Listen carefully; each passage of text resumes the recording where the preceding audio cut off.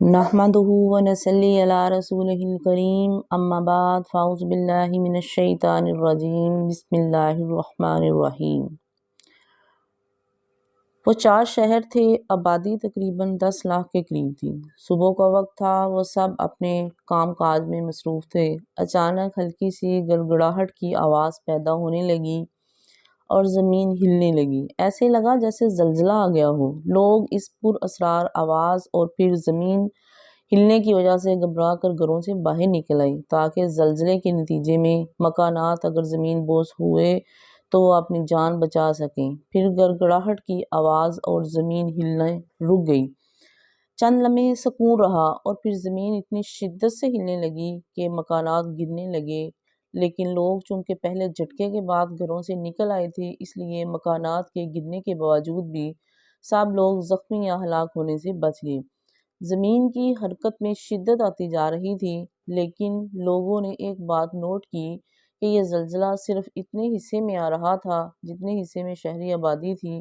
شہر سے باہر کی سڑکیں اور راستے بالکل ٹھیک اور نارمل حالت میں تھے۔ جتنی جگہ پر شہر کے مکانات تھے، اتنے علاقے کی زمین ارد گرد سے کئی فٹ اونچی ابھر آئی تھی۔ یوں لگ رہا تھا جیسے صرف شہر کے علاقے کے نیچے کی زمین میں بیلچہ گھسا کر اتنے علاقے کی مٹی کو نیچے والی زمین سے الگ کر دیا گیا ہو۔ شہر کے لوگ انتہائی خوفزدہ اور پریشان ہو گئے تھے۔ وہ شہر کے علاقے سے باہر بھی نہیں نکل سکتے تھے کیونکہ شہر کی زمین کافی اونچی اٹھ چکی تھی۔ دونوں زمینوں کے درمیان گہرائی کھائی سی بن چکی تھی۔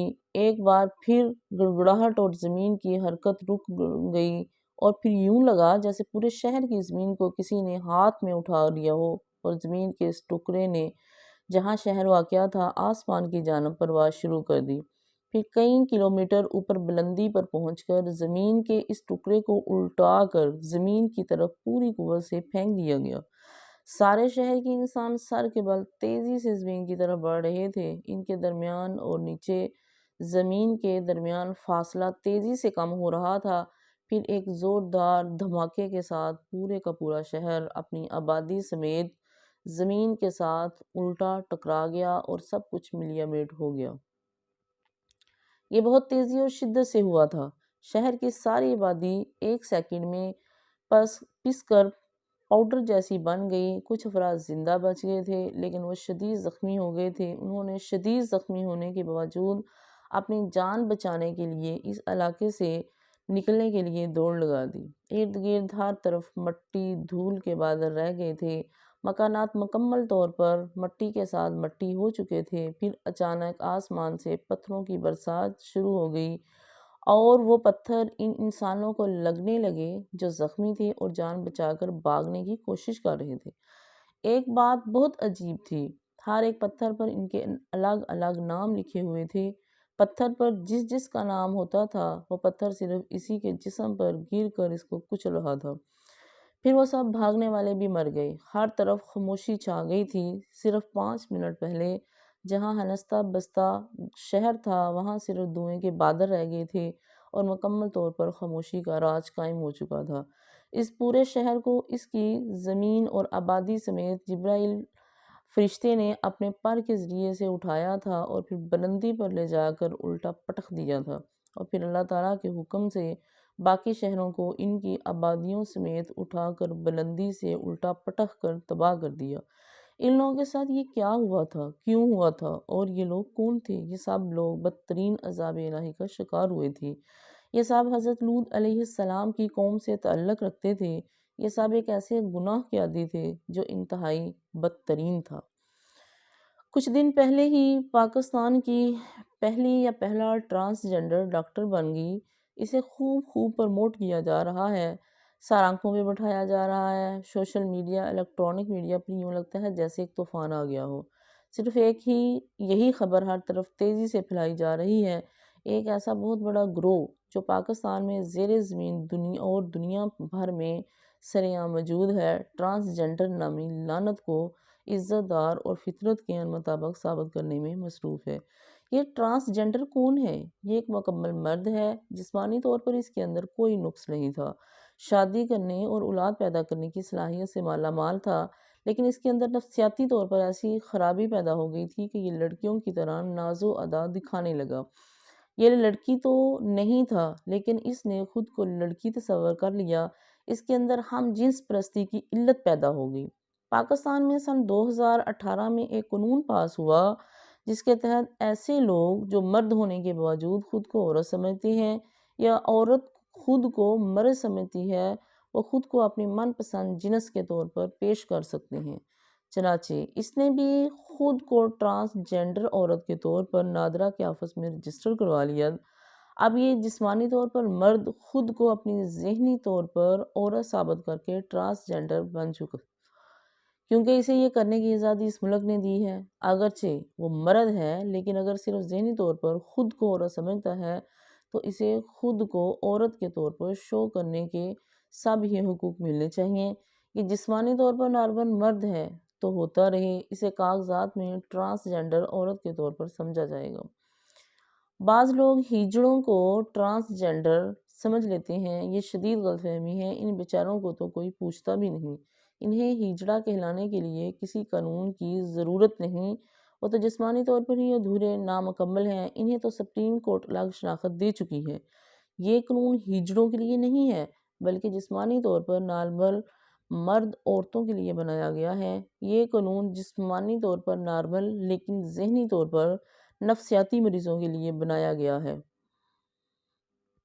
پاکستان کے سب ہی ڈاکٹر چیخ چیخ کر کہہ رہے ہیں کہ اس قسم کی نفسیاتی افراد کا مکمل علاج موجود ہے، وہ دوبارہ ذہنی طور پر نارمل ہو سکتے ہیں، تو پھر انہیں ہم جنس پرستی کی طرف راغب کیوں کیا جا رہا ہے؟ یہ نئے بننے والے قانون کی مہربانی ہے کہ جسمانی طور پر مکمل مرد خود کو عورت قرار دے، کسی دوسرے مرد کے ساتھ شادی کر کے دونوں پھر ہم جنس پرستی کی زندگی گزار سکتے ہیں۔ ایسا قانون حضرت لوط علیہ السلام کی اس قوم کے اندر بھی نہیں بن سکا تھا، جسے اس گناہ کی پاداش میں بدترین عذاب کا نشانہ بنا کر روئے زمین سے اس کا وجود ہی مٹا دیا گیا تھا۔ یہ عذاب الہی کو دعوت دینے کی کوشش کی جا رہی ہے۔ یاد رکھیے، اس قانون کے ذریعے ہم جنس پرستی جیسے عظیم گناہ کو پاکستان جیسی مسلمان ریاست میں جائز قرار دیا گیا ہے، اور سب ہی پاکستانی یا تو لا علمی کی وجہ سے خاموش ہیں یا پھر جبراً خاموش کروا دیے گئے ہیں۔ ان ہم جنس پرستوں کے لیے آسانی پیدا کر دی گئی ہے، جسے جس طرح چاہیں یہ اپنے من پسند گناہ کا سلسلہ جاری رکھ سکتے ہیں۔ حضرت لوط علیہ السلام کی قوم میں کچھ لوگ ایسے ہی تھے جو اس گناہ سے شدید نفرت کیا کرتے تھے۔ وہ لوگ آواز بھی اٹھاتے تھے، شور بھی مچاتے ہوں گے، احتجاج بھی کرتے ہوں گے، کمزور اور کم ہونے کے باوجود اپنے حصے کا کام کرتے ہوں گے۔ اللہ تعالیٰ نے انہیں اس عذاب سے بچا لیا، وہ دنیا اور آخرت میں بھی اللہ کی پکڑ سے بچ گئے، جنت میں اپنا گھر بنا چکے تھے۔ فتنوں کے لحاظ سے یہ بہت ہی مشکل ترین وقت ہے، اب حق کی آواز بلند کرنا ناممکن بنا دیا گیا ہے۔ اس گناہ کا سبب جو ہے وہ میڈیا والوں کو علم ہے، لیکن انہیں روزی روٹی کے شکنجے میں اس طرح جکڑ دیا گیا ہے کہ ان کی روحیں بھی قید ہو گئی ہیں، ضمیر مر گئے ہیں، آواز نہیں اٹھا سکتے۔ نبی کریم صلی اللہ علیہ وآلہ وسلم کا فرمان ہے کہ گناہ کے خلاف زبانی کلامی آواز اٹھانے والوں کا ایمان دل میں برا کہنے والوں سے ایک درجے اوپر کا ہوتا ہے۔ میں کوشش کرتی رہوں گی کہ اپنے آپ کو ایمان کے اس درجے پر لازمی قائم رکھوں جس میں صرف دل میں برائی کو برا نہ کہا جاتا ہو بلکہ برائی کے خلاف بلند آواز کی جاتی ہو۔ یاد رکھیے، کسی غلط فہمی میں مت رہیے کہ عذاب صرف پرانی قوموں پر ہی آیا کرتا تھا، پتھر صرف اسی زمانے میں ہی برستے تھے، چہرے صرف انہی کے مسخ ہوتے تھے۔ نہیں، ایسا نہیں ہے، یہ شدید غلط فہمی ہے۔ نبی کریم صلی اللہ علیہ وآلہ وسلم نے ایک حدیث میں یہ بھی فرمایا کہ جب گناہوں کا یہ عالم ہوگا تو انتظار کرو تیز آندھیوں کا، آسمان سے پتھروں کے برسنے کا اور چہرے مسخ ہونے کا اور زمین میں دنسائے جانے کا۔ ایسے ہی حضرت عمر فاروق رضی اللہ تعالیٰ عنہ کے دور کے بیچ میں ایک لڑکا جو تھا وہ اس کو لایا گیا اور اس نے مقدمہ پیش کیا کہ اس نے اپنے مالک کو جو ہے وہ مار دیا ہے۔ تو حضرت عمر رضی اللہ تعالیٰ عنہ کے پاس یہ پہلا مقدمہ آیا تھا، انہوں نے یہ کیس جو تھا وہ حضرت علی رضی اللہ تعالیٰ عنہ کے پاس بھیج دیا۔ حضرت علی رضی اللہ تعالیٰ عنہ کیس کے متعلق سنا اور انہوں نے فیصلہ کیا کہ 3 دن کے بعد میرے پاس آنا۔ 3 دن کے بعد جب دوبارہ اس لڑکے کو لایا گیا تو حضرت علی رضی اللہ تعالیٰ عنہ نے فرمایا کہ وہ آدمی جو مالک ہے اس کی قبر جو ہے وہ کھولی جائے۔ جب اس آدمی کی قبر کھولی گئی تو قبر میں وہ آدمی نہیں تھا، وہ غائب تھا۔ حضرت علی رضی اللہ تعالیٰ عنہ نے فرمایا کہ آپ صلی اللہ علیہ وآلہ وسلم نے فرمایا جو لوگ اب زیادتی مردوں کے ساتھ زیادتی کرتے ہیں تو ایسا اگر انسان مر جاتا ہے تو اللہ تعالیٰ 3 دن کے بعد اس کی قبر سے اس کو نکال کر قوم لوط کی طرف اس کو ڈال دیتا ہے۔ یہ بڑا ہی شدید قسم کا عذاب ہے۔ حضرت لوط علیہ السلام نے اتنی تبلیغ کی لیکن ان کے اوپر ان کی 2 بیٹیوں کے علاوہ کوئی بھی ایمان نہیں لے کر آیا تھا، یہاں تک کہ ان کی بیوی جو تھی وہ بھی کافرہ تھی۔ اللہ رب العزت سے دعا ہے کہ اللہ ہمیں اس پروپیگنڈے کو ختم کرنے کی توفیق عطا فرمائے اور جتنا بھی ممکن ہو سکتا ہے اس جو قانون پاس ہوا ہے اس کو ختم کروانے کی کوشش کریں، اپنی عوام کو آگاہ کرنے کی کوشش کریں، کیونکہ اکثریت عوام جو ہے وہ اس سے آگاہ ہی نہیں ہے۔ اللہ رب العزت سے دعا ہے کہ اللہ ہم سب کو ان فتنوں سے محفوظ رکھے۔